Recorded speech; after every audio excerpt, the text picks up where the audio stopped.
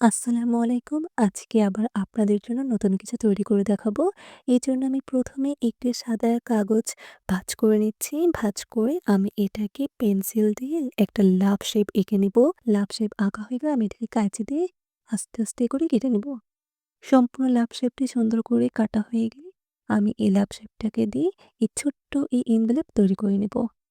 আমি ঠিক যেভাবে ভাঁজ করে দেখাচ্ছি এভাবেই আপনারা তৈরি করবেন, তাহলে কিন্তু এনভেলাপটা দেখতে অনেক সুন্দর হবে। সাইড বাই সাইড আমি এনভেলাপটাকে ভাঁজ করে এভাবে ছোট্ট একটা মিনি এনভেলাপ তৈরি করে নিলাম। এবার এনভেলাপের সামনে যে হলুদ যে লাভ শেপটা আপনারা দেখতে পাচ্ছেন, এই হলুদ লাভ শেপ তৈরি করার জন্য আমি ১ম এ একটি হলুদ কাগজ কেটে নিয়েছি। যেহেতু আমার কাছে হলুদ আলাদা কোনো কাগজ ছিল না, এজন্য আমি এরকম একটা কাগজ নিয়েছি। আপনারা চাইলে হলুদ কাগজও নিতে পারেন। এবার আমি পেন্সিল দিয়ে একটা হলুদ লাভ শেপ এঁকে সেটাকে আমি কাঁচি দিয়ে কেটে নিচ্ছি। এবার আমাকে অনেকগুলো এরকম হলুদ লাভ শেপ লাগবে। তার জন্য আমি অনেকগুলো লাভ শেপ কেটে নিয়েছি। এবার আমি এনভেলপের সামনে ঠিক এভাবেই হলুদ লাভ শেপকে বসিয়ে দিব। আমার যেহেতু অনেকগুলো এনভেলপ লাগবে তার জন্য আমি অনেকগুলো হার্ট শেপ করে আমি কাগজগুলোকে কেটে নিয়েছি। সবগুলো কাগজই কিন্তু এক মাপের হতে হবে, খেয়াল রাখবেন। আমি কিন্তু সবগুলো কাগজই এক মাপের কেটে নিয়েছি এবং সবগুলো কাগজ দিয়ে আমি আস্তে, আস্তে করে সবগুলো এনভেলপ তৈরি করে ফেলছি। আপনারা চাইলে এই প্রত্যেকটি লাভ শেপের ভিতর মেসেজও লিখে দিতে পারেন। আমি ঠিক এভাবেই প্রত্যেকটি এনভেলপকে সাজিয়ে নিব হলুদ হার্ট শেপ দিয়ে। ঠিক এভাবে করেই আমি সবগুলো এনভেলপ তৈরি করে ফেললাম।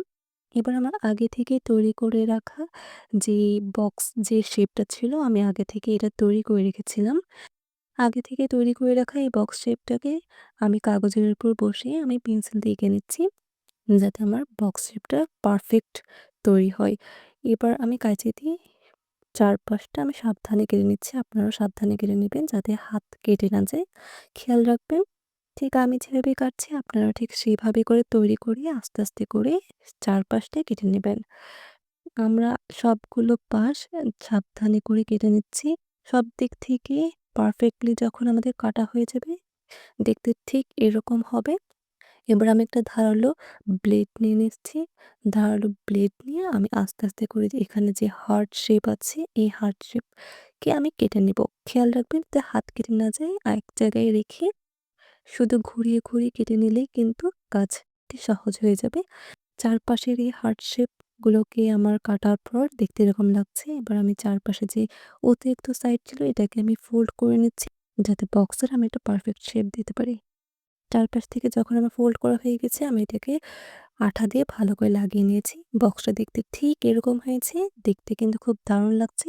এবার আমি আগে থেকে তৈরি করে রাখা আমার এই ছোট্ট মিনি হার্ট শেপ এনভেলাপ গুলোকে আমি বক্সের ভিতর বসিয়ে দিয়েছি। এবার বক্সের সামনে যে অতিরিক্ত পার্ট ছিল আমি এই অংশটুকুকে কাঁচি দিয়ে সাবধানে কেটে নিয়েছি।